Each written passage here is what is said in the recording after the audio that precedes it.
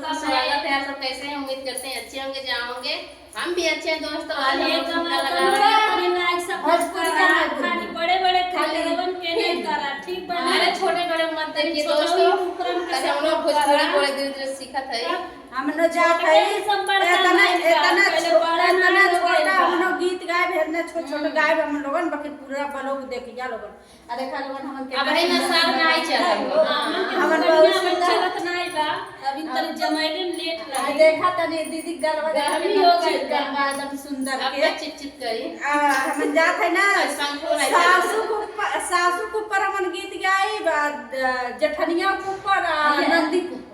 तू ही तो जठनिया है वो देवरनिया के ऊपर देवरानिया जेठनिया हम है, ये सब देवरानिया है। सब पतयन के ऊपर ठीक बा नहीं आपने ससुर यही ना हम ससुर को बता देखी तो सबसे चला बड़ा हम छक्का है हमारा का बुझाता है चक्कर डाल पनिया बरसेला सैया सरवा में पनिया बरसेला सैया सरवा में, पनिया बरसेला सैया सरवा में पनिया बरसेला सैया सरवा में। ओही रे पनिया में सास बही गईली ओही रे पनिया में सास बही गईली, ओही रे पनिया में सास बही गईली ओही रे पनिया में सास बही गईली।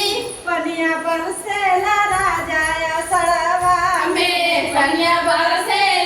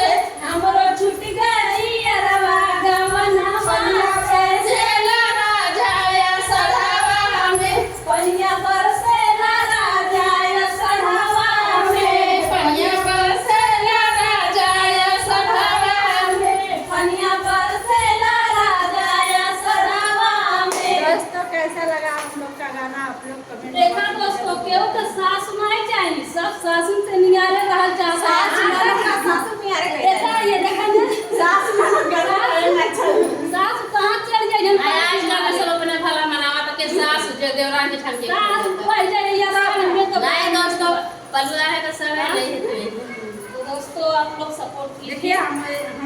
हमने इतना मिला बाटी तो मैंने एक साथ गावे ली बजाए ली नाचे ली और देखे हमन के वीडियो आप लोग के कैसो भी वीडियो पसंद लगे तो कमेंट करा। अगर ये वीडियो पसंद बा तो कमेंट करा, अगर नहीं और पसंद बा दोस्तों रवो लोग के आवे के मिले के वीडियो बनाने के चाहल जाता आ सकते हैं आप लोग भी। जाता एकदम दिल से आ सकल न तन को बकाया पैसा न तन को झंझट न तन को ₹1 चार्ज नहीं